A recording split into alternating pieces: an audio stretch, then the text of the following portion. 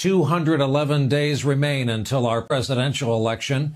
And in case you missed today's White House coronavirus task force briefing, it's a bit difficult to know where to begin. But for starters, there's been another perfect call. The president says a conference call that Mike Pence had with all 50 governors was perfect. It's a title he previously reserved only for his call with the Ukrainian president.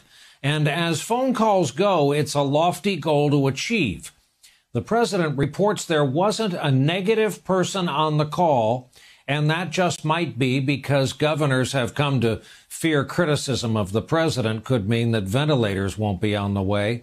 They were so positive, the president said to reporters, "I just wish the politicians would say to you what they say to us."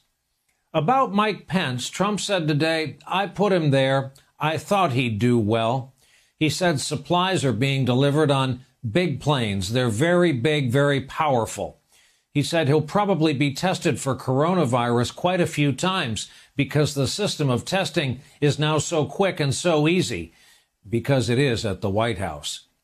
He said a month ago that anybody who wants a test can get a test. Remember that appearance at the CDC?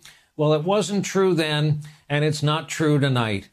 He indicated today that's a state matter. He said today reporters should begin their questions to him with "Congratulations, great job." He says he can see light at the end of the tunnel, and he views this current mitigation period as finite. He said today, "Let's get it done."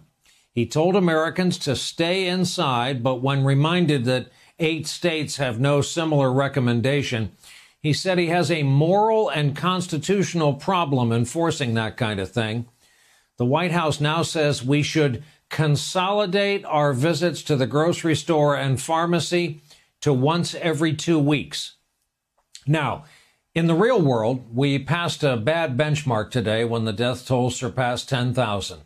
We still don't know how many Americans have the virus, but confirmed cases now surpass 364,000. The number of confirmed cases around the globe now over 1.3 million. One of those cases is British Prime Minister Boris Johnson, who tested positive for the virus 12 days ago now, and he is now in intensive care. He was hospitalized there earlier today. Trump today talked about what he's done to help Johnson. I've asked 2 of the leading companies, these are brilliant companies,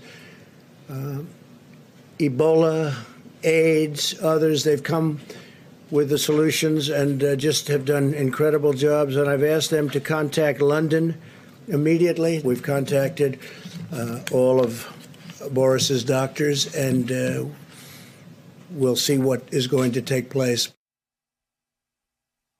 As we mentioned here in the United States, over 10,000 souls have now been lost to this virus. The Surgeon General, Dr. Jerome Adams, predicted this week would be, quote, our Pearl Harbor moment, our 9/11 moment, the hardest week of our lives.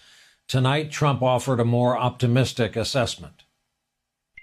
The next week and a half is going to be a big surge, the professionals tell us, and I think we're in good shape. We're bringing a lot of different resources to the various locations, especially where the surge is looking like it's going to take place. Let's get our country open as soon as we can. I think it's going to be sooner than people think.